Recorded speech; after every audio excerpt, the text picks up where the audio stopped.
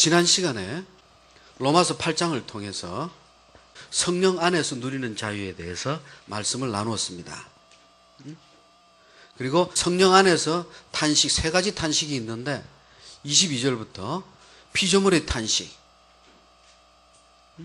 그 피조물들이 탄식한다는 것입니다. 19절부터 22절 사이입니다. 19절부터 22절. 19절. 피조물이 고대하는 바가 있다. 이게. 인간을 제외한 세상 만물들이 고대하는 바가 있다. 이게. 피조물들을 지금 의인화시키고 있습니다. 그것은 하나님의 아들들이 나타나는 것이다. 이게. 하나님의 아들들이 나타나는 것이다. 하나님의 아들들은 누굽니까? 하나님의 영광을 입은 자들. 언제 그들이 나타납니까? 주님 다시 오실 때. 그때를 피조물들이 우리 성도들보다 더 깊이 사모하며 기다립니다. 물론 세상 만물의 피조물들, 꽃이나 물고기가 주님 재림하실 때를 기다리는 것은 아닙니다. 그들은 그런 영적인 인식이 없습니다. 그러나 성경은 우리 인간 때문에 이 지구 만물 모두가, 피조 세계가 죄로 물들었다는 거예요. 멸망이 왔다는 거예요. 그래서 그들도 우리 인간들을 위해서 탄식한다는 거예요. 우리가 빨리 하나님께 순결하고 거룩한 기도를 회복함으로 주님이 다시 오실 그날 빨리 너희들의 그 하나님의 형상을 닮은 그 영광을 회복하라는 거예요. 왜? 그때가 되어야 자신들도 온전함으로 이전처럼 다시 회복되기 때문에. 그리고 둘째, 우리 성도들도 탄식합니다. 23절부터 25절까지. 우리 성도들이 탄식하는 이유가 무엇입니까? 주 예수 그리스도를 영접하고 하나님의 은혜 가운데 성령의 은혜로 우리는 천국의 백성이 됐다는 믿음을 지녔어요. 하나님의 백성임을 믿으십니까? 아멘? 그럼에도 지금 로마서 8장 23절로 25절에서 우리 성도들이 탄식하고 있음을 기록하고 있는 것은 그렇게 하나님의 성령의 은혜에 참여하고도 성령을 받고도 아직도 죄를 짓고 있다는 거예요. 아직도 계속해서 자신의 육체와 죄의 법과 자기 안에서 싸움이 일어나고 어찌할 바를 모르고 있다는 거예요. 오호라 나는 공고한 자로다. 이 사망의 몸에서 누가 나를 건져주고 구원해 줄 수 있을 것인가? 아직도 고민할 수밖에 없는 그런 부족한 탄식하는 존재들이라는 거예요. 그럼에도 이 탄식은요, 절망과 패배의 탄식이 아닙니다. 하나님을 사모하고 장차 오실 주님의 영광을 바라보는 승리의 탄식입니다. 새 생명을 기다리는 산모의 고통과도 같은 그 간절한 탄식입니다. 그런데 22절에서는 피조물들이 다 함께 탄식하고 다 함께 고통을 나눴어요. 그런데 23절에서는 성령으로 거듭난 성도들만이 탄식하고 있습니다. 왜? 성령으로, 하나님의 영으로 거듭나지 못한 자는 자신의 육신과의 싸움을 향한 탄식이 없기 때문입니다. 죄를 깨닫지 못하기 때문입니다. 그러니 죄를 짓고도 회개가 없습니다. 변화가 없습니다. 그들이 반복해서 죄를 짓는 이유가 무엇입니까? 하나님이 택한 백성임이 틀림없습니다. 교회에 나오는 성도들 중에는 정말 믿음으로 신앙생활을 하는 분들이 있어요. 그런데 이 믿음이 그 믿음입니다. 참 믿음이 아닙니다. 자기 믿음입니다. 썬데이 크리스찬의 믿음. 주일날 예배 나와서 자신의 신앙의 의무를 마치 다 한 것처럼 그렇게 주일날 예배 드리면 한 주 동안 복을 누릴 것 같은 착각 속의 믿음. 그것은 우상입니다. 예배가 아닙니다. 우상을 섬기는 겁니다. 하나님을 우상화시킨 거예요. 그들에게는 탄식이 없습니다. 그들은 거듭나지 못했기 때문입니다. 그래서 성도들의 탄식은 성령 안에서 참 회개를 이룬 자들, 참 거듭남의 은혜를 누린 자들이 하는 탄식입니다. 그들이 하는 탄식의 내용이 무엇입니까? 하나님 안에 거듭나고도 내가 이렇게 날마다 죄인으로밖에 살아갈 수 없음을 하나님 앞에 회개하며 자복하는 거예요. 그래서 주님이 다시 오실 그날만 사모하면서 이 세상을 살아가는 거예요. 지금 우리처럼 세상에서 돈 벌기 위해서, 잘 먹고 잘 살기 위해서, 좋은 대학 가기 위해서 발악하면서 살아가는 성도의 삶이 아닙니다. 정말 주님 다시 오시기를 전심으로 기다립니다. 세상에 속지 않습니다. 세상과 똑같이 우리의 영혼을 그렇게 팔아먹지 않습니다. 적당한 믿음이 아닙니다. 세상의 양다리에 걸친 믿음이 아닙니다. 정말 그 마음은 가난함으로, 정말 자기 가정이 물질적으로 가난해요. 그리고 그 가난함 속에서 너무나 감사하게도 자신의 심령이 가난한 은혜를 받았어요. 원래 자신은 심령이 가난한 자가 아니었어요. 심령이 그렇게 맑은 자가 아니었어요. 그러나 정말 가진 것이 없었기에, 정말 부족하고 모자란 부모를 통해서 그런 가정에서 내가 태어났기에, 그러나 그럼에도 내 부모를 원망치 아니하고 내 환경과 조건을 원망치 아니하고 그런 부족하고 연약한 삶을 주신 하나님의 주권을 바라보면서 하나님 앞에 자신의 가난하다는 것을 인식하고 그대로 기도 올렸어요. 하나님, 나는 가난합니다. 이런 가난함을 통해서 하나님, 교만에서 멀리 하게 해주시니 감사합니다.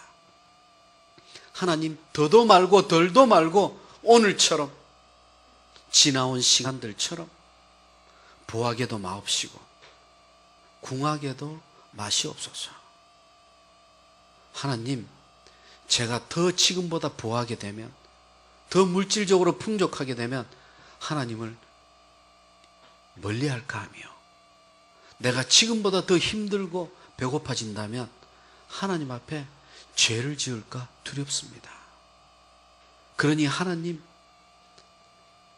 지금 비록 풍족하지 못하지만 그래도 날마다 일용할 양식을 허락하신 주님을 찬양합니다.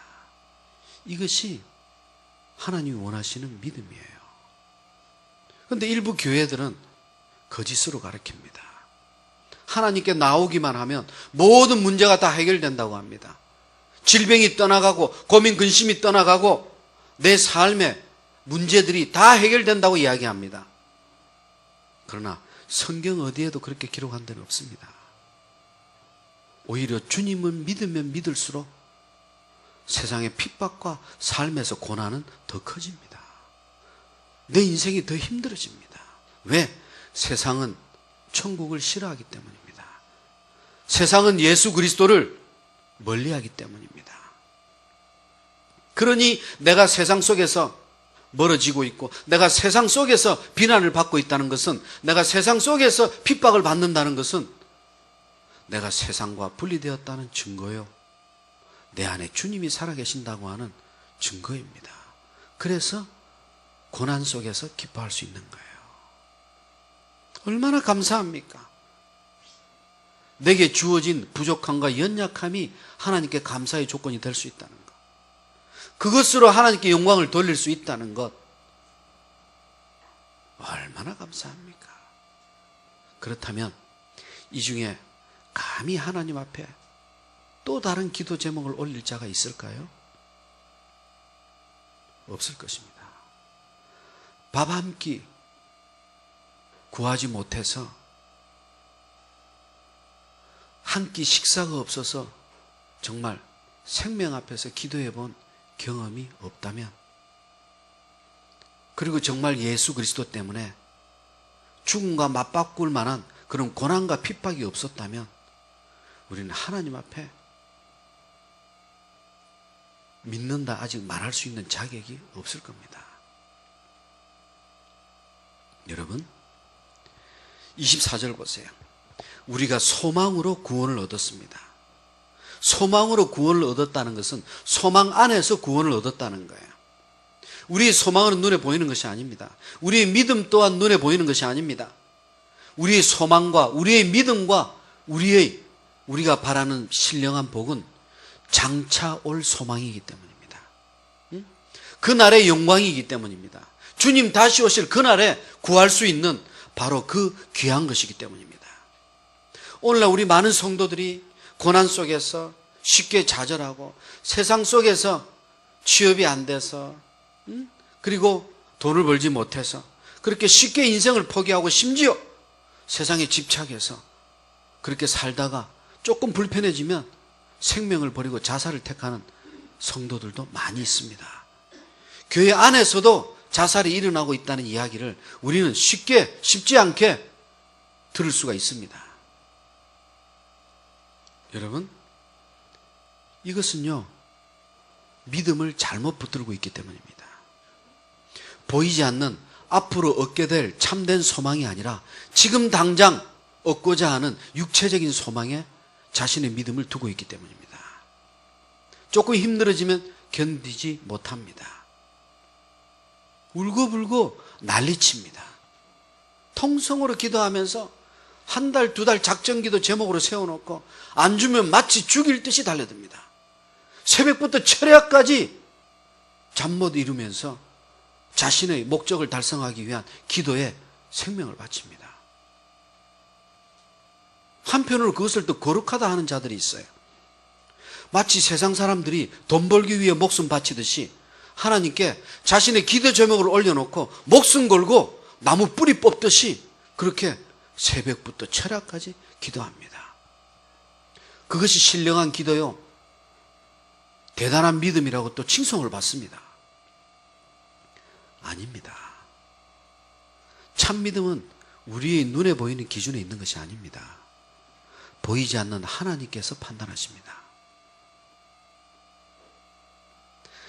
이처럼 세상과 싸우면서 세상의 힘든 고난 속에서도 패배하지 않고 오히려 그를 통해서 더 연단받고 강해지는 믿음, 참 믿음, 하나님의 영광을 드러내는 그 믿음은 반드시 소망을 지니고 있습니다. 이런 소망을 지닌 성도들이 특징이 있습니다. 첫째, 25절, 참음으로 기다리는 자들입니다. 이들은 인내합니다. 쉽게 그렇게 조루증에 걸린 듯 달라고 요구하지 않습니다. 당장 죽을 질병에 걸려도 하나님 앞에 병을 낫게 해달라는 기도가 아니라, 하나님 어찌하여 저에게 이런 고난을 허락하십니까? 하나님께서 이 죽음의 질병 앞에서 제게 원하는 바가 무엇입니까? 하면서 그 질병을 통해서 하나님의 음성을 듣기를 원합니다. 하나님의 뜻을 구하기를 원합니다. 그리고 죽기까지 인내하면서 병을 고쳐달라는 기도가 아니라 하나님의 뜻을 분별하기 위해서, 내가 왜 이런 환경에 처하게 됐느냐, 내가 왜 죽음을 앞두고 이런 비참한 처지에 임했느냐 하고 지난 시간들을 돌아보게 하시는 하나님의 음성을 듣기를 원합니다. 그리고 회개의 자리로 나옵니다. 하나님 앞에 자복합니다. 하나님, 수백 번, 수천 번 마땅히 죽어야 될 죄인을 이제야 죽음 앞에 도달하게 해주신 하나님의 은혜 감사합니다. 이제야 저에게 한 달 남겨진 이 생명을 깨닫게 해주시고 하루하루가 얼마나 고귀하다는 것을 이렇게 느끼게 해주신 하나님의 사랑 전심으로 감사드립니다. 하나님, 이제 어차피 한 달 뒤에 떠날 이 목숨, 그리고 한 달 뒤에 내가 임하게 될 그 천국을 바라보며 하나님, 마지막 이 시간들을 주님의 영광을 위해서 쓰일 수 있도록 허락해 주시옵소서 하면서 자신의 지난 죄악들을 돌아봅니다. 그리고 한 달 남긴 시간 동안 하나님의 영광을 위해서, 그 나라와 의를 위해서 그동안 생각지 못하고 깨닫지 못하고 행하지 못했던 바들을 하나씩 기도하면서 찾기 시작합니다. 성령께서 그를 떠오르게 해주십니다. 몇 년 전에 내 남편의 진급을 위해서, 내 남편만을 위해서 기도하다 보니까 나의 남편 때문에, 모자란 티오 때문에 진급하지 못한 이웃을 잊어버렸습니다. 그분이 생각나면서 그분을 찾아갑니다. 찾아가서 전심으로 회개합니다. 사모님 죄송합니다. 사모님 남편 부장님께서는 제 남편 때문에 그때 이사 진급을 못 하셨습니다. 제 남편이 아니었더라면 당연히 하고도 남았을 것입니다. 사모님 죄송합니다. 전심으로 성령께서 이를 깨닫게 해주셨습니다. 사모님 용서해 주세요. 이웃을 위해 기도하기보다 내 목적을 위해서 기도한 나의 거짓된 신앙을 이제 마지막에 가서 이렇게 자백하고 고백하자 하오니 사모님 용서해 주시옵소서. 그리고 그 사모님이 눈물을 흘리면서 깜짝 놀라면서 용서합니다. 그리고 그분이 떠나시고 나서 나중에 동기생들을 통해서 그분이 몇 주 뒤에 이제 떠날 뿐이라는 걸 알게 됩니다. 그리고 그 회개를 참으로 받아들입니다. 그렇게 하면서 이분이 그동안 이웃에 지은 죄들, 그리고 부모, 형제, 친지 간에 알게 모르게 지었던 죄악들, 자기는 바르다고 생각했었는데 마지막 한순간에 성령 안에서 기도하니까 이제 참과 거짓이 다 드러나는 거예요. 욕심을 모두 내려놓으니까 이제야 보이는 거예요. 세상의 모든 고리를 끊고 죽음 앞에 임하니까 이제 참 천국이 보이고 하나님만이 보이고 보이지 않는 믿음이 무엇인지 이제야 느끼는 거예요. 이것이 성령 안에서 우리 성도들의 탄식입니다. 그리고 26절과 27절 피조물의 탄식, 성도들의 탄식에 이어서 성령께서도 탄식하십니다. 성령은 왜 탄식하십니까? 성령님은 하나님이십니다. 완전하신 분이십니다. 그런데 왜 그분이 탄식을 하십니까? 왜 그분이 우리와 같이 눈물로 그렇게 통곡의 탄식을 해야 하십니까? 그것은 성령의 인침을 받은 우리 성도들이 그렇게 하나님의 백성이 되었음에도 너무나 쉽게 죄에 물들고 사탄에게 넘어가기 때문입니다. 마땅히 기도해야 함에도 날마다 말씀을 붙들고 사모해야 함에도 말씀 없이도 기도하지 않고도 그렇게 편안하게 잠을 이룰 수 있는 그 연약한 믿음을 향해서 성도들이 우리를 위해 대신 탄식해주고 계신 거예요. 그래서 우리가 회개의 장 앞으로 나올 수가 있는 거예요. 우리가 회개함으로 우리가 거룩해서 회개를 드리는 것이 아니에요. 성령이 나를 위해서 그렇게 탄식해 주심으로 내가 하나님 앞에 말씀을 다시 사모하게 되고 기도를 회복하게 되는 겁니다. 사랑하는 성도 여러분, 지금 나의 믿음이, 나의 기도가 작년과 비해서 달라졌다, 지난달과 비교해서 달라졌다면 이것은 내 안에 성령이 살아계신다는 증거입니다. 내가 선하고 내가 거룩해서 그렇게 된 것이 아닙니다. 성령의 탄식을 통해서 나를 그렇게 변화시켜 주신 거예요. 여러분, 변화와 변장은 다릅니다. 변화는 내면으로부터의 바뀌는 것을 이야기합니다. 근데 변장은 아니에요. 껍데기만 바꾸는 거예요. 애벌레가 나비로 변하는 것은 변화입니다. 그런데 애벌레에다가 나비의 날개를 뜯어서 붙인다고 해서 그 애벌레가 나비가 되는 것은 아니에요. 멀리서 보면 아름다운 날개를 통해서 마치 나비처럼 보일 겁니다. 가짜입니다. 변장에 불과합니다. 이 변장에 가증스러운 믿음으로 살아가는 성도들이 교회에 많이 있다는 거예요. 속은 변하지 않으면서 껍데기만 변해서 교회에 나오는 성도들이 있다는 거예요. 그들이 참 성도라면, 그들이 하나님의 택한 백성이 맞다면 지금도 성령은 그분을 위해서 탄식하고 있다는 것을 믿으셔야 합니다. 그 성령의 탄식이 나로 인한 탄식이라는 것을 믿으셔야 합니다. 그래서 성령님은 우리를 위해서 탄식하시고 우리와 함께 그렇게 탄식하시는 거예요. 사랑하는 성도 여러분, 우리가 하나님 앞에 전심으로 간구하면서 기도할 때 이것이 우리 성도들의 참 탄식 중에 하나입니다. 아멘. 말 없는 탄식이에요. 침묵 속에 하나님 앞에 올려드리는 그 메시지들. 여러분, 형식적인 유창한 기도. 대표 기도를 가끔 들어보면 너무나 유창해요. 물 흐르듯이 줄줄줄 합니다. 그런데 이상한 것이 내 마음에 찔림이 없어요. 감동이 없어요. 그 기도 속에. 단지 기도를 했다는 한 형식의 순간일 뿐입니다. 대표 기도 했다는 그냥 증거일 뿐입니다. 성도들을 예배로 인도하지는 못합니다. 그 기도를 통해서 은혜를 주지를 못합니다. 여러분, 그렇게 형식적으로 하는 기도일 바에는 차라리 입을 닫고 침묵으로 드리는 것이 더 거룩합니다. 여러분, 대표 기도를 맡게 되면 정말 두려움으로 하지 마세요. 하나님과 예배드리는 장소에서 수많은 성도들을 하나님의 예배로 인도하기 위한 그 대표 기도를 맡았어요. 얼마나 영광스럽습니까?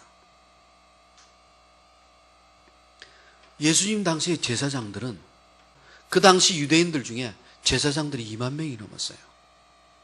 24반차입니다. 요한복음에 보면 세례 요한의 아버지가 제사장이라고 나옵니다. 그런데 세례 요한을 잉태하는 가브리엘의 음성을 들을 때 그 순서에 따라 성소에 들어가서 예배드릴 차례가 된 거예요.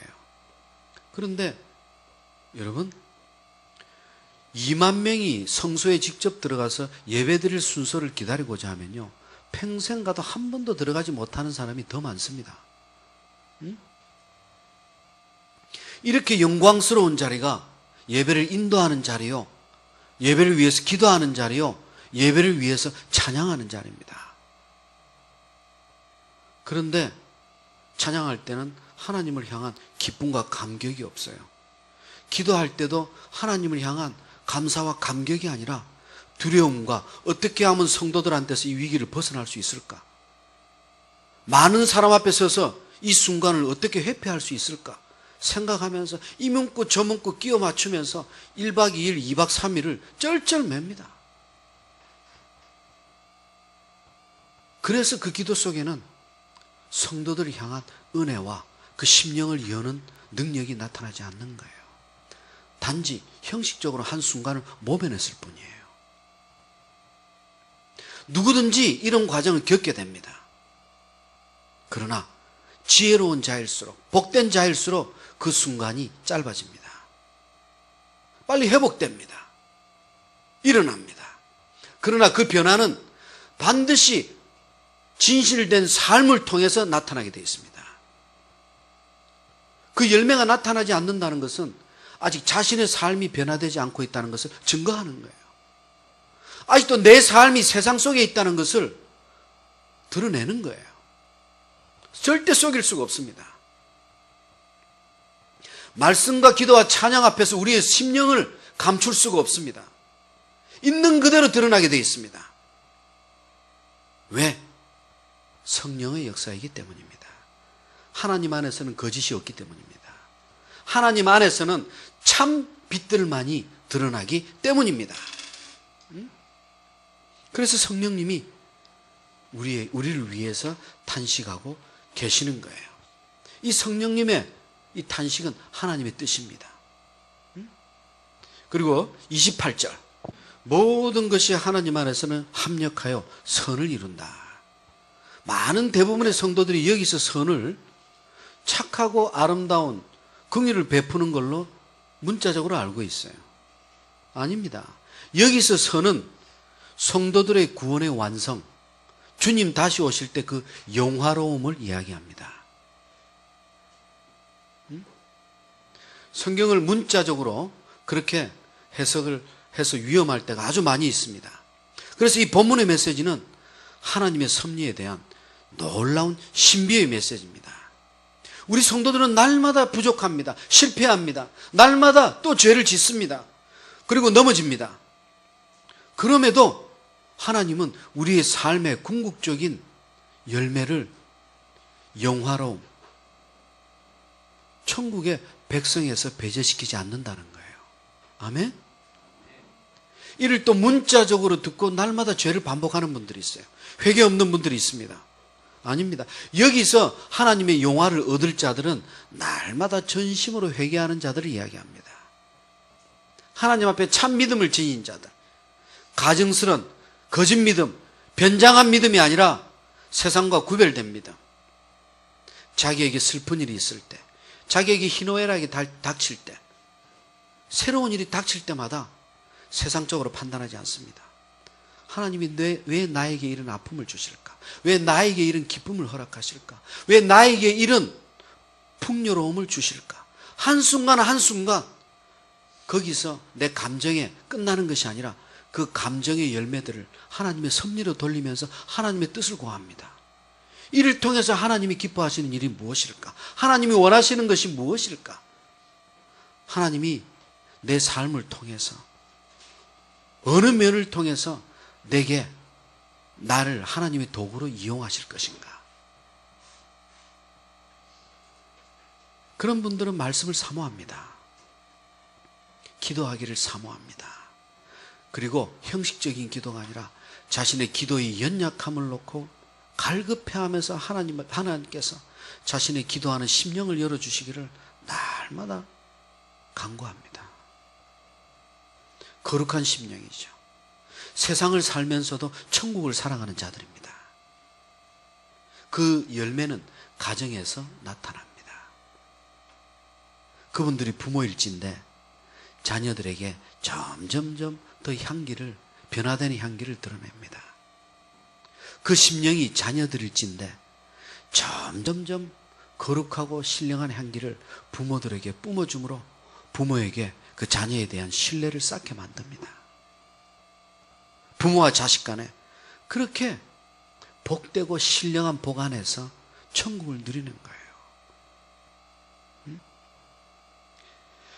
그리고 30절에서는 구원에 이르는 각 단계, 구원의 순서, 구원의 서정을 기록합니다. 하나님께서 미리 정하셨습니다. 이것은 예정론입니다. 하나님께서 태초 전에 우리를 미리 택하셨어요. 그리고 부르셨습니다. 이것은 콜링, 소명입니다. 그리고 하나님은 우리를 어렵다 하셨습니다. 칭입니다. 이어서 하나님은 그들을 영화롭게 하셨습니다. 이것은 기독교의 진리를 목걸이 한 줄에다가 다 꿰고 있어요. 그래서 이것을 골든 체인, 황금의 고리라고도 부릅니다. 이 고리는 결코 끊어지지 않습니다. 하나님께서 우리를 천국의 백성으로 삼으신 것은 지금이 아닙니다. 우리가 태어날 때가 아닙니다. 태초 전에 하나님께서 예정하신 바입니다.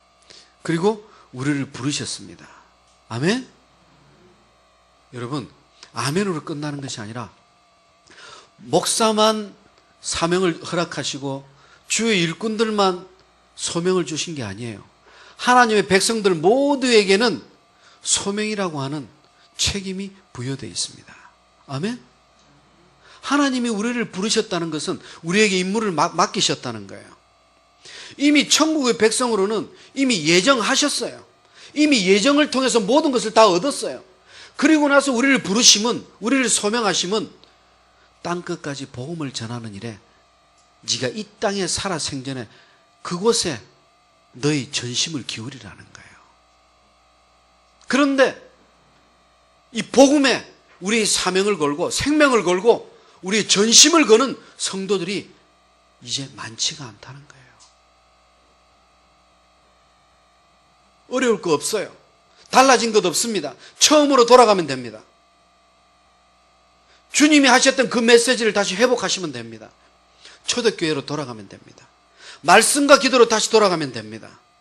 더 잘하려고 할 필요 없어요. 주님은 우리에게 직접 십자가에 매달리라고 하신 적 없습니다. 그런 견디지 못할 엄청난 고통을 직접 겪으라고 하신 적이 없어요. 단지 십자가에 매달리셨던 당신을 믿으라고 하셨습니다. 거저 믿으라고 하셨습니다. 그냥 복을 누리라고 하신 거예요.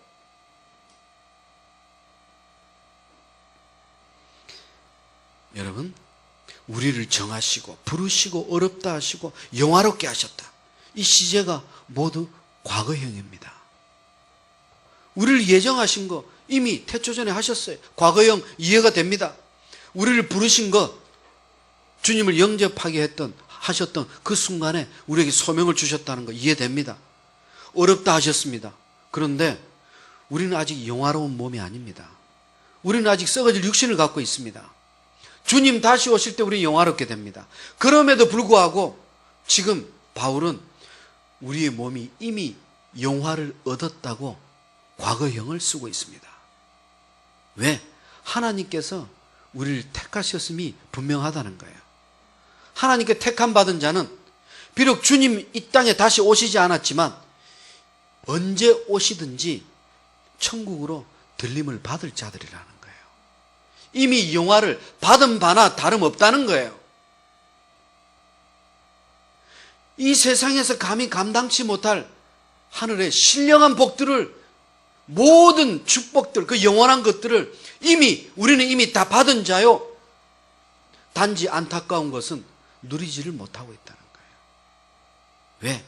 눈에 보이는 세상들에 현혹되고 속아서 그들 속에서 허덕이고 있다는 거예요.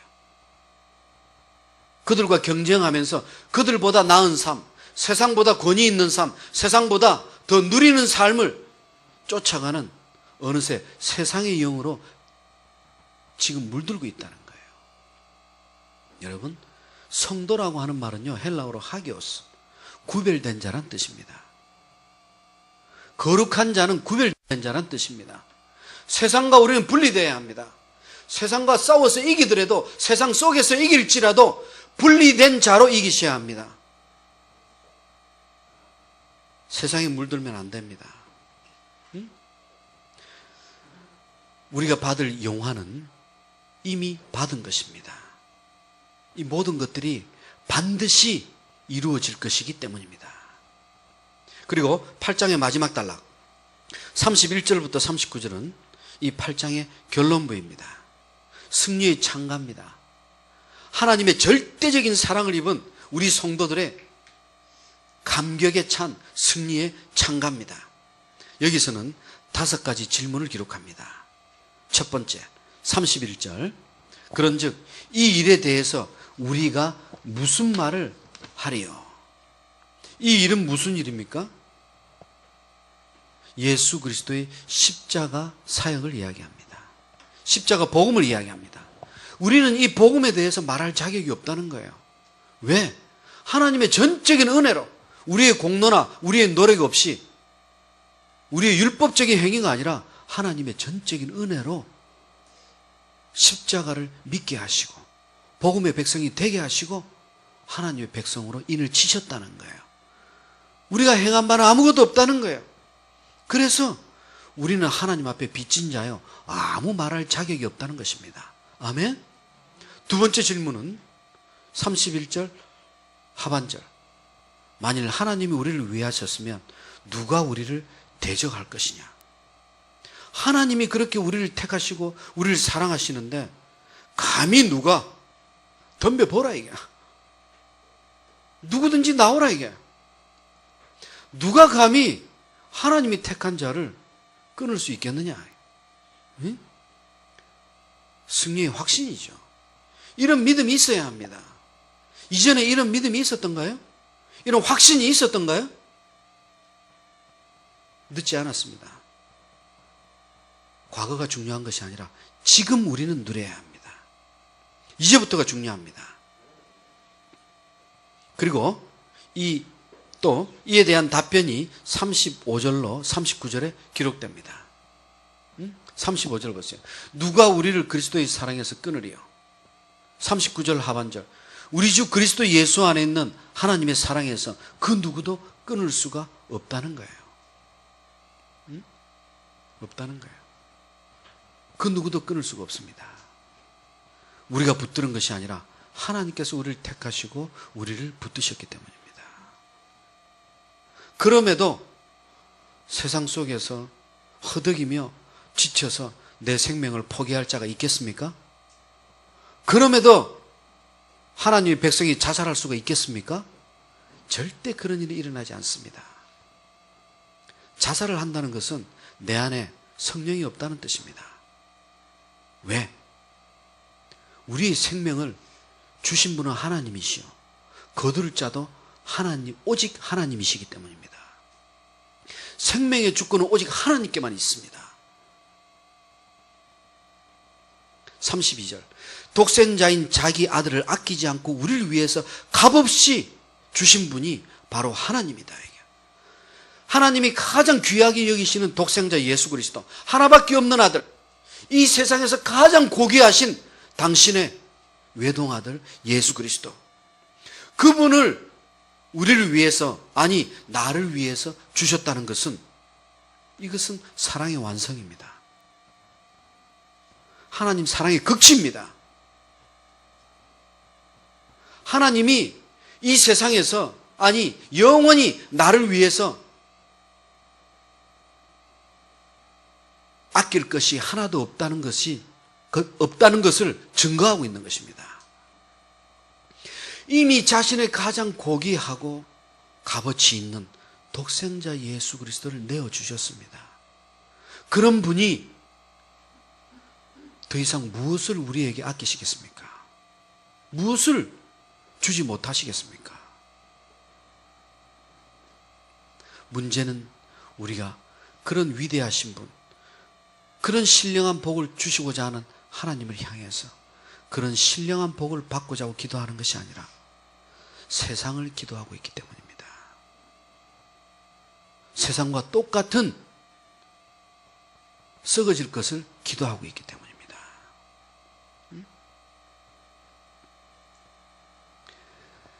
33절, 또다시 두 가지 질문을 합니다.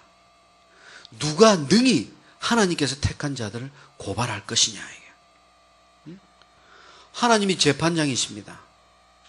그분이 우리를 의인이라고 선고를 이미 내리셨습니다. 감히 누가 다시 고발하겠습니까? 해봐야 소용없습니다. 그리고 어렵다 해서는 하나님이시니 34절, 누가 정죄하리요? 우리 죄 때문에 독생자 예수 그리스도를 대신 죽게 하셨는데, 우리 죄를 그렇게 해서 깨끗이 십자가에 못 박아 주셨는데, 감히 누가 우리 죄를 또 정죄할 수 있겠느냐. 이게 이 세상에 그 누구도 우리를 하나님의 사랑해서 끊을 수 없을 뿐더러 그 누구도 감히 우리를 정죄할 자가 이 세상에 아무도 없습니다. 절대자이신 하나님마저도 우리를 두 번 다시 정죄하지 않으십니다. 왜? 그분께서 직접 우리를 용서하셨기 때문입니다. 이 세상에 그 누구도, 그 무엇도 우리를 대적할 수가 없습니다. 그래서 8장 1절, 이제 예수 그리스도 안에 있는 자에게는 결단코 정죄함이 없다고 바울은 그렇게 힘을 주어 확신했던 거예요. 이것이 믿음의 확신입니다. 이런 믿음을 지닌 자들은 쉽게 넘어지지 않습니다. 쉽게 포기하지 않습니다. 쉽게 좌절하지 않습니다. 인생을 염세적으로, 비관적으로 보지 않습니다. 모든 것을 낙관적으로 봅니다. 왜? 자신에겐 천국이 있기 때문에. 모든 것을 아름답게 봅니다. 자신이 피해를 본다 할지라도, 자신에게 손해를 입히는 자가 있다고 할지라도, 막대한 손해를 입혔다 할지라도 그것 때문에 그 사람에게 살이를 품지는 않습니다. 하나님께서 대신 심판해 주실 것을 믿기 때문입니다. 모든 주권이 하나님께 있음을 믿기 때문입니다. 우리가 해야 할 바는 우리에게 좋은 일이 일어나든 나쁜 일이 일어나든 하나님의 뜻을 구별하면서 그 모든 일을 통해서 하나님이 우리의 삶을 통해서 선으로 열매 맺게 하실 수 있도록, 우리의 목표는 오직 복음을 위해서 우리가 쓰임받는 자가 되어야 합니다. 오직 복음입니다. 35절, 마지막 5번째 질문을 합니다. 35절, 누가 우리를 그리스도의 사랑에서 끊을 것이냐. 환난이냐, 공고냐, 박해나, 기근이냐, 적신이냐, 위험이냐. 적신은 헐벗음을 이야기합니다. 칼이냐. 세상의 그 무엇도 우리를 하나님의 사랑에서 끊을 수 없다. 여러분, 주후 AD 64년 7월 19일 로마시 전역에 7일 동안의 대화재가 일어납니다. 로마시 대부분이 죄로 변해버립니다. 로마 시민들은 이 화재가 로마 황제인 네로의 그 욕심이라는 것을 알고 있었습니다. 네로가 자신의 군정과 로마 그 시를 다시 자신의 계획대로 짓고자 했기 때문에 불을 태워버린 거예요. 그런데 시민들이 반란을 일으키고자 합니다. 황제의 짓인 줄 압니다. 이를 가리기 위해서 이 네로는 이 화재의 원인을 크리스찬들에게 돌려버립니다. 그들이 불을 지은 걸로 그들에게 죄를 누명을 씌워버립니다. 그래서 이때부터 엄청난 핍박이 크리스찬들에게 가해지기 시작합니다. 그리고 네로가 죽기까지 4년 동안 예수를 믿는다는 이유로 화형틀에 매달려서 불에 타서 죽어가고 짐승밥이 되고 콜로세움 경기장에서 사람들이 보는 앞에서 경기용 사료로 죽어가게 됩니다. 바울과 베드로도 이때 순교했습니다. 그런데 놀라운 일이 벌어집니다. 그렇게 세상을 지배했던 로마, 이 세상의 모두를 굴복시켰던 그 로마, 그들에게 끝까지 무릎을 꿇지 않았던 그들이 바로 크리스찬들입니다. 세상을 지배했던 로마를 무릎 꿇게 만들었던 그들이 바로 우리 크리스찬들입니다. 그렇게 영광스럽고 그렇게 신령하고 그렇게 하나님의 영광을 드러냈던 그들이 바로 우리 성도들입니다. 그들이 지금은 다 어디로 갔습니까? 무엇을 위해 교회에 나오십니까? 오늘 이 늦은 밤 무엇을 구하기 위해 이 자리에 오셨습니까? 성경 지식을 구하기 위해? 달고 오묘하고 짜릿한 심령의 변화를 느끼기 위해? 말씀이 좀 좋다고 하는 소문을 듣고? 그래서 오셨습니까? 어쨌든 좋습니다. 이제는 우리의 심령을 바꾸시기를 축원합니다. 이제 우리 마음 문을 바로 열어드리기를 축원합니다. 우리 크리스찬들은 권력과 칼 앞에서도 죽음 앞에서도 복음을 지켰습니다. 이제는 우리가 그 심령을 이어받아야 합니다. 그리고 그들이 그렇게 돌렸던 하나님을 향한 영광을 이젠 우리도 그렇게 돌려드려야 합니다. 우리는 할 수 없습니다. 그럴 자격이 없습니다. 우리는 부족한 줄 알고 있습니다. 그럼에도 내가 단 한순간만이라도 진정한 참 살아계신 하나님을 만난 그 믿음이 회복된다면 나도 그렇게 멋지게 하나님의 영광을 위해서 죽을 수 있는 그런 축복을 주실 줄로 믿습니다. 여러분, 성령을 믿으시기를 축원합니다. 우리는 할 수 없다는 것을 하나님 앞에 겸손하게 고백할 뿐입니다. 그래서 하나님의 사랑은 변할 수 없고 하나님의 사랑은 끊어질 수가 없는 것입니다. 38절, 내가 확신하노니 사망이나 생명이나 천사들이나 권세자들이나 현재일이나 장래일이나 능력이나 높음이나 깊음이나 다른 어떤 피조물이라도 이 세상의 어떤 환경일지라도 우리를 우리 주 그리스도 예수 안에 있는 하나님의 사랑에서 끊을 수 없을 것이다. 여러분 35절 보세요. 우리의 사랑이 아닙니다. 그리스도의 사랑입니다. 39절 보세요. 우리의 사랑이 아닙니다. 하나님의 사랑입니다. 우리가 하는 사랑이 아니라 그리스도가 우리를 사랑하십니다. 하나님이 우리를 사랑하십니다. 결단코 끊어질 수 없는 고리입니다. 이것이 우리의 비전입니다. 이것이 우리의 믿음입니다. 이처럼 변하지 않는 사랑, 결단코 끊을 수 없는 믿음. 우리는 반드시 세상에서 승리할 것입니다. 아니, 넉넉히 승리할 것입니다. 믿음대로 누리시기를 축원합니다. 그리고 9장에서 바울은 이야기합니다. 1절, 내가 그리스도 안에서 참말을 하고 거짓말을 하지 않는다. 나에게 큰 근심이 있다. 내게 큰 고통이 있다. 이게. 왜 그러냐 이게. 1장부터 8장까지 이신칭의의 교리를 가르쳤습니다. 그리고 12장부터 16장까지는 그 칭의의 믿음대로 어떻게 살아가야 할지를 가르칩니다. 그 사이에 있는 9장부터 11장입니다. 칭의의 교리와 그리고 실천을 권면하는 메시지 사이에 9장부터 11장 유대인들의 구원 문제, 이스라엘의 구원 문제를 집중적으로 기록하고 있습니다. 바울 자신도 유대인이었습니다. 이들이 어떻게 될 것이냐 이게. 9장에서는 이스라엘의 과거, 그리고 10장에서는 이스라엘의 현재, 그리고 11장에서는 이스라엘의 미래에 대해서 교훈합니다. 이 속에는요, 상상하지도 못할 놀라운 메시지가 숨겨져 있습니다. 앞으로 주님께서 언제 다시 재림하실지 하나님 아버지만 아십니다. 그 때를 비유해 주고 계십니다. 그 때를 짐작할 수 있는 메시지를 던져주고 계십니다.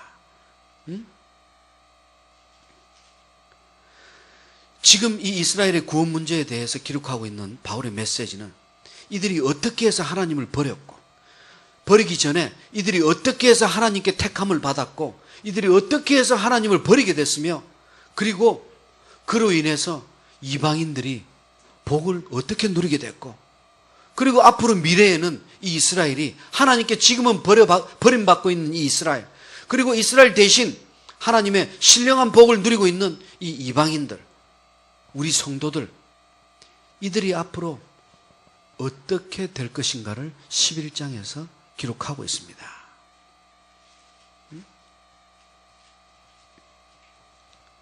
9장 3절, 나의 형제 곧 고륙의 지천을 위해서 내 자신이 저주를 받아 그리스도에게 끊어질지라도 원하는 바로다.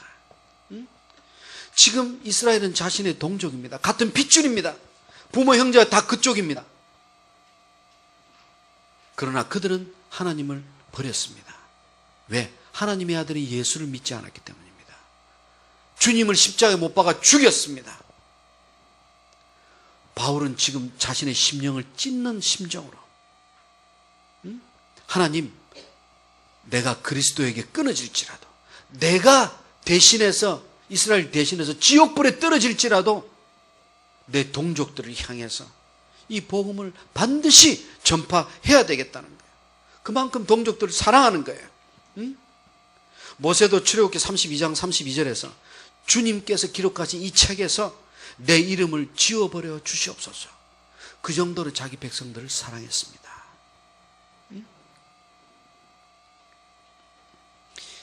여러분, 하나님은요, 이처럼 잃어버린 영혼을 위해서 울부짖는 자들을 그렇게 기뻐하십니다. 내가 버려진 영혼을 위해서 흘린 눈물이 얼마나 될까요? 내가 참 하나님 기뻐하시는 그 영혼들을 위해서, 그들을 주님 품으로 인도하기 위해서 얼마나 많은 시간과 노력을 기울였을까요?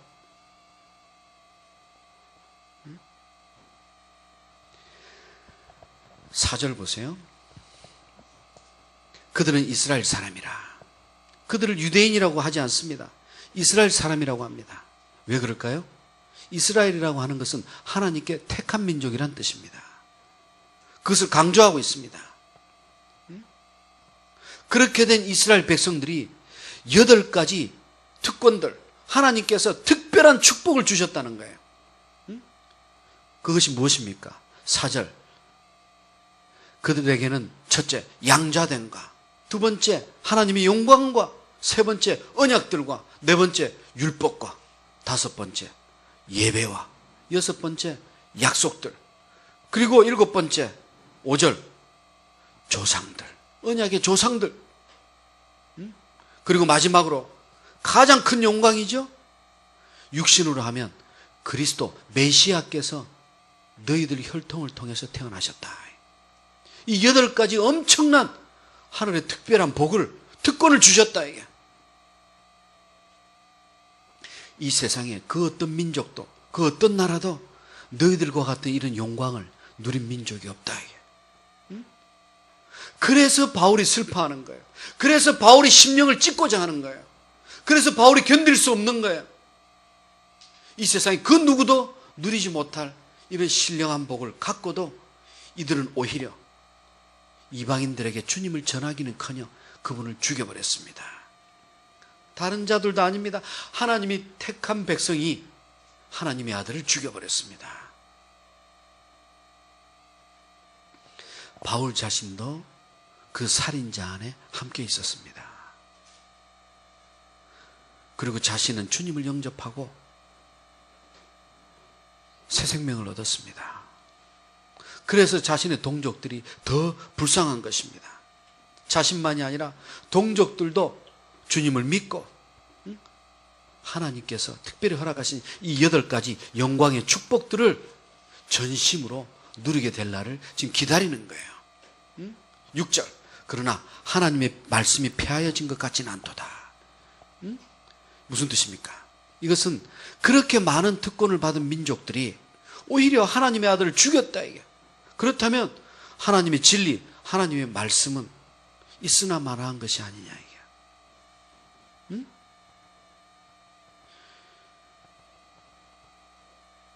6절과 7절은 참된 이스라엘은 혈통이나 족보를 통한 유다인이 아니라는 것을 증거합니다. 6절 보세요. 그러나 하나님의 말씀이 폐하여진 것 같지가 않다. 왜? 이스라엘에게서 태어났다고 해서 다 이스라엘이 아니다 이게. 육적인 혈통이 하나님의 백성이 아니다 이게. 왜? 메시아를 통해서 이제는 새 언약을 통해서 하나님의 백성의 기준이 바뀌었기 때문입니다. 율법으로는, 구약의 율법으로는 메시아가 오시기 전에 그림자로는 구원을 얻을 수가 없기 때문입니다. 이 세상의 율법을 다 지킬 수 있는 자가 아무도 없기 때문입니다. 그리고 7절 또한 아브라함의 씨가 다 그 씨가 아니다 이게.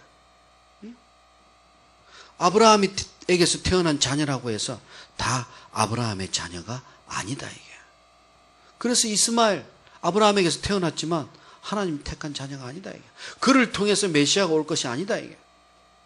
오직 7절 하반절 이삭으로부터 난 자, 하나님의 언약 안에 머문 자, 아브라함의 언약을 갱신하고 그대로 이어받은 자, 그를 지니고 있는 자, 그들이 하나님의 백성이요 아브라함의 씨라는 겁니다.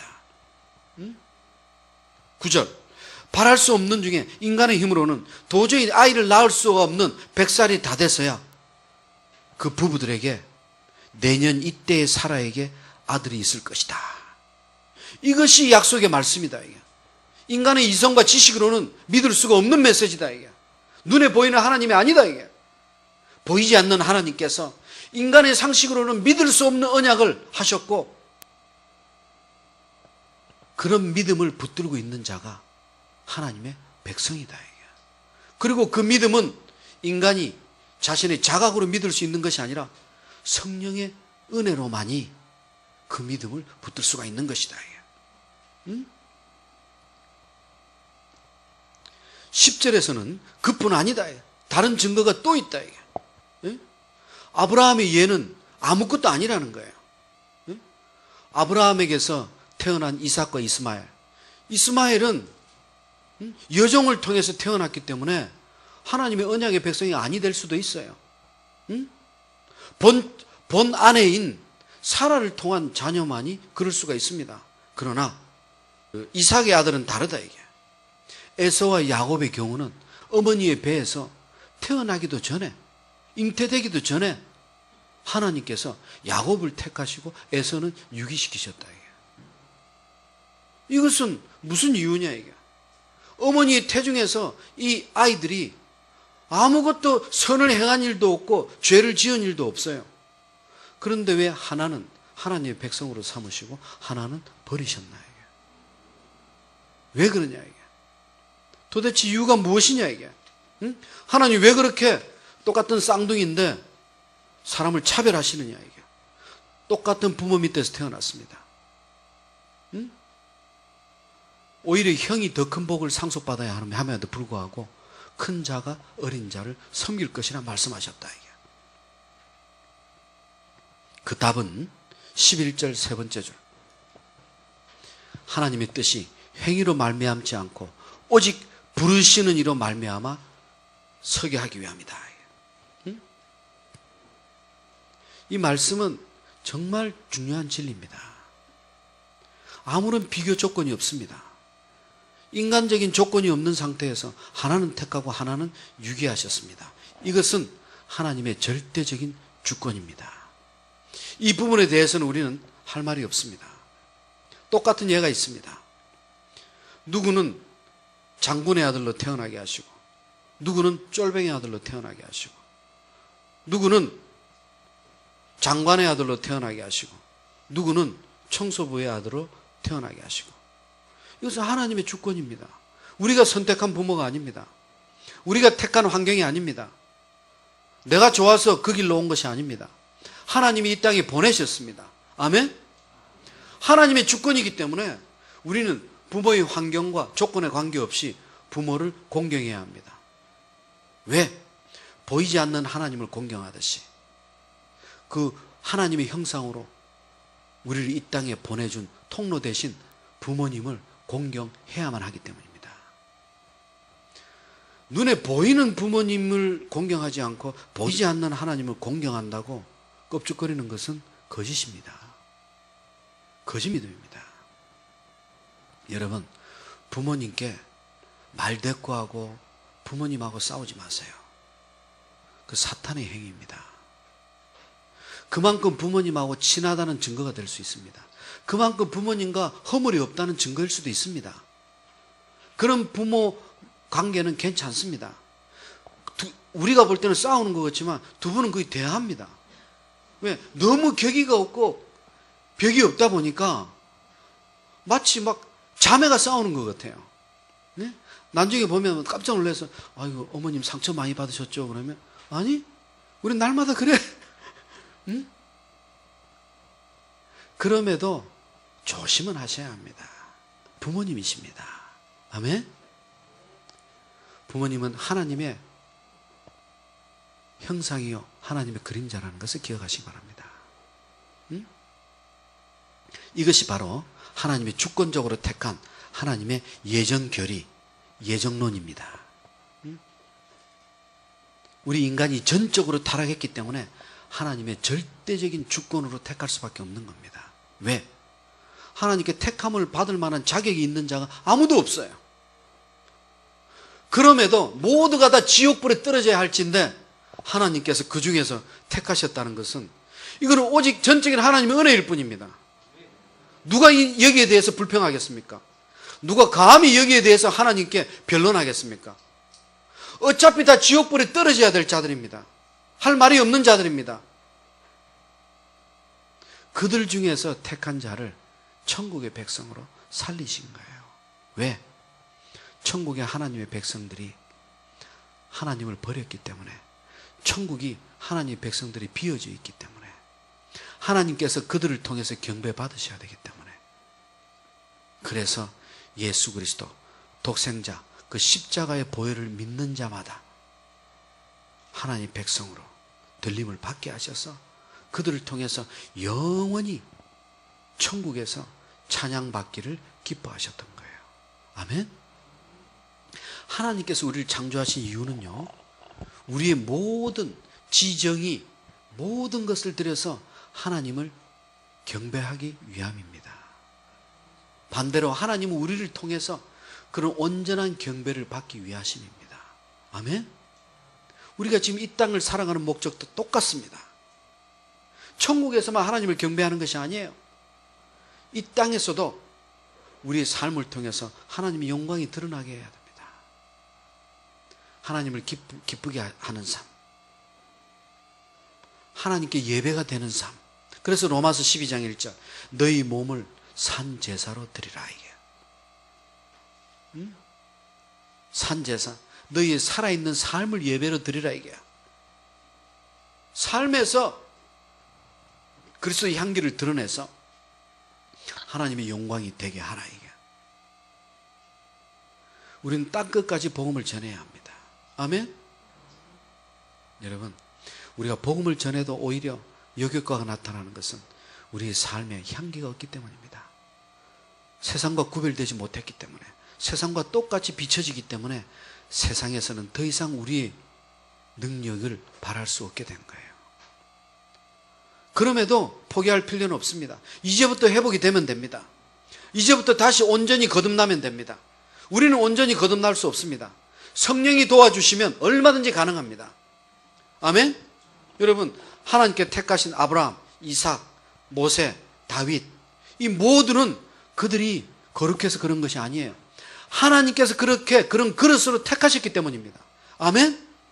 우리도 그런 그릇으로 들림을 받을 수가 있습니다. 그렇게 쓰임을 받을 수가 있습니다. 하나님이 원하시고 성령이 택하시면 우리도 그런 열매를 맺게 됩니다.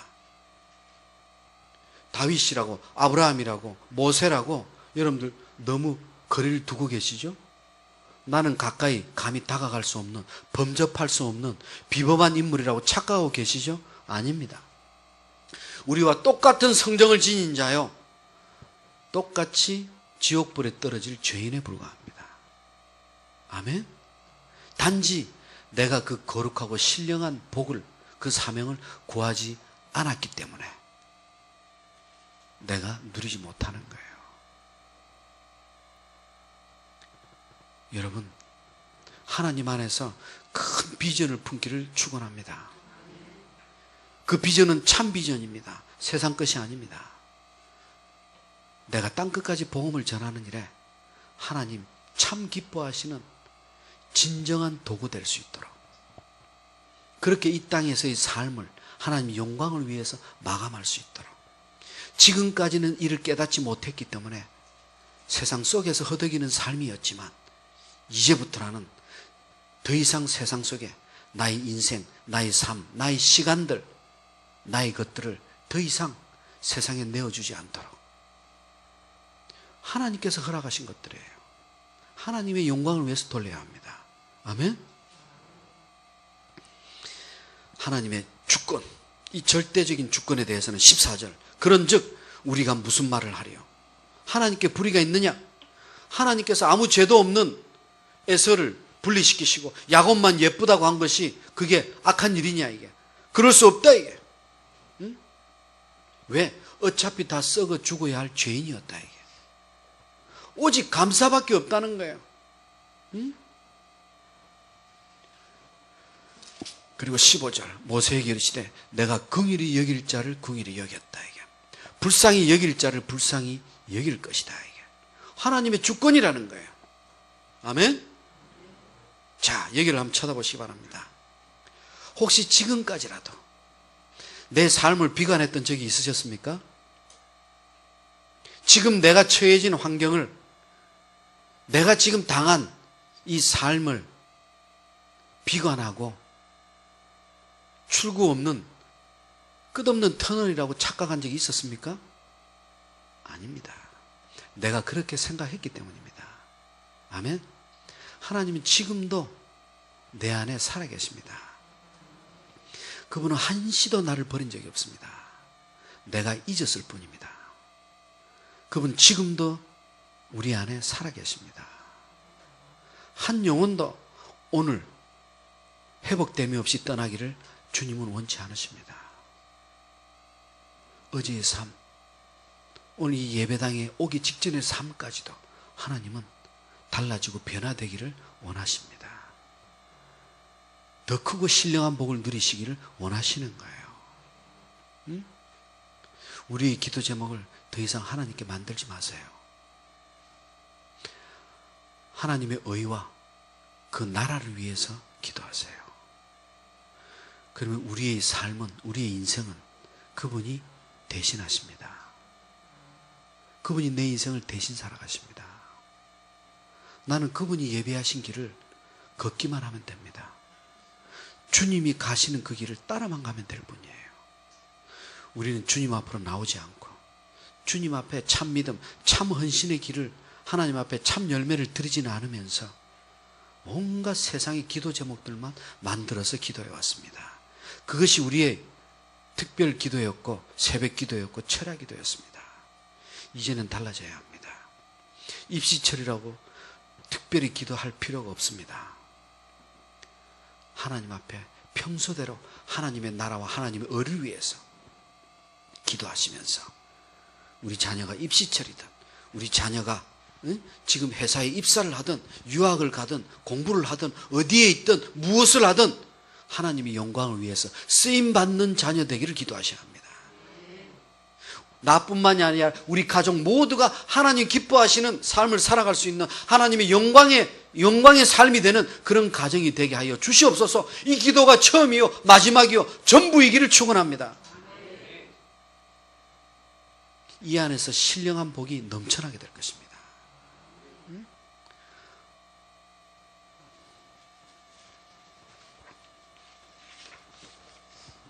16절 그런즉 원하는 자로 말미암음도 아니요 다른 박진하는 자로 말미암음도 아니고 오직 긍휼히 여기시는 하나님으로 말미암았다. 그 어떤 조건도 없다. 이유도 없다. 하나님 우리에게 설명하기를 원치 않으십니다. 하나님은 우리에게 설명이 필요 없는 분이십니다. 우리가 아무리 기도해도 우리는 그분의 음성을 들을 수가 없습니다. 우리가 그분의 음성을 들을 수 있는 길은 오직 한 길, 예수 그리스도 진리의 말씀을 통해서만이 우리는 하나님을 만나고 그리고 영이신 그분의 말씀을 느낄 수가 있는 거예요. 하나님이 입술을 열어 말씀하시기 때문에 우리가 들을 수 있는 것이 아니라는 거예요. 모든 것이 하나님의 주권이다 이게. 그래서 18절 모세를 긍휼히 여기셨고 바로를 완악하게 하셨다는 거예요. 바로의 악한 책임이 하나님께 있다는 뜻이 아닙니다.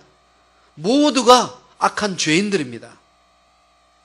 바로가 악한 모습으로 그대로 10가지 재앙이 일어나도록 버려두셨다는 거예요. 모세도 살인자요 바로도 살인자입니다. 모세도 애굽의 왕자 시절에 자신의 신하를 죽여버렸어요. 똑같은 살인자입니다. 그럼에도 하나님은 모세를 택하셨습니다. 거꾸로 보면요 모세는 노예로 태어났습니다. 바로는 왕자로 태어났습니다. 치리자였습니다. 나중에 왕이 되었습니다. 그런데 하나님은 그 왕은 버리시고 노예로 태어난 강가에서 죽을 뻔했던 모세를 택하십니다. 이 모두는 하나님의 주권이고 하나님이 택하신 것입니다. 그래서 왕의 아들로 태어난 자나 이 세상에 가장 낮은 자의 자녀로 태어난 자나 우리의 믿음은 똑같아야 하고 그 기쁨은 똑같아야 합니다. 아니 오히려 가난한 자, 줄인 자, 우는 자들 그리고 세상에 예수 그리스도로 인해서 미움을 받는 자들 그들은 오히려 하나님께 영광이 더 크게 될 것입니다. 하늘의 상급이 더 클 것입니다. 왜? 그들은 이 땅에서 누릴 것마저도 누리지 못했기 때문입니다. 가지지 못했기 때문입니다. 그것은 하나님께서 주시지 않았기 때문이요. 그것을 믿기에 이제는 그 모든 것이 하나님의 주권이라는 것을 믿기에 없는 것마저도 하나님께 영광을 돌립니다. 그래서 하늘의 상급을 더 크게 쌓아버립니다. 세상에서 누린 자, 가진 자, 부유한 자들 그들은 천국에서 더 이상 누릴 것이 없습니다. 이 땅에서 다 누렸기 때문입니다. 이 땅의 모든 세상을 통해서 칭송을 다 받았기 때문입니다. 이 세상에서 똑같은 하나님 백성들 사이보다 자기는 10배, 30배, 100배로 근심 없이, 걱정 없이, 아픔 없이, 공고함 없이 그렇게 잘 먹고 잘 살아왔기 때문에 마치 그것이 축복인 줄 알았지만 아닙니다. 천국에서는 상급이 적습니다. 그럼에도 천국의 상급이 큰 부자들이 있습니다. 하나님께서 주신 그 부요함을 내 것이 아닌 줄 알고 하나님이 맡기심으로 믿고 다시 이웃에 돌리고 복음을 위해서 쏟아 부었기 때문입니다. 하나님의 영광을 위해서 다시 마음껏 돌렸기 때문입니다. 여러분 19절 보세요. 혹 내가 말하기를 만약 이스마엘에서 바로와 같이 유기된 자들이 하나님의 주권에 의해서 그리 되었다면 이 사람들이 무슨 죄가 있느냐 이게. 어떻게 이들에게 책임을 물을 수 있겠느냐는 거야. 응? 에서가 하나님께 버려졌다는 것은 자신의 선택과 관계없이 하나님께서 처음서부터 버려진 자로 태어났어요. 아멘? 그럼 에서에게 무슨 책임이 있느냐는 거예요. 응? 에서에게 무슨 잘못을 물을 수 있겠느냐는 거예요. 아닙니다. 하나님께서 에서가 그렇게 죄악된 삶을 살아가게 만든 것이 아니라 자신의 죄성이 자기 속에 있었기 때문입니다. 그래서 20절부터 21절 하나님은 토기장이 비유에 대해서 말씀하십니다. 그릇을 빚는 토기장이가 자기가 원하는 그릇을 만들 수도 있고 마음에 들지 않는 것을 깰 수도 있다는 거예요. 버려서 흙더미 속에 다시 파묻는다는 거예요. 응? 하나님의 절대적인 주권을 토기장이에 비유해서 말씀하고 있습니다. 21절 이 모든 것이 하나님의 손에 달려있는 것이다. 감히 누가 항변할 것이냐. 감히 누가. 응? 그리고 이어서 진노의 그릇과 긍휼의 그릇을 대비합니다. 이어지는 메시지는 우리가 다음 주에 같이 10장 이스라엘이 현재와 같이 묶어서 메시지를 나누도록 하겠습니다.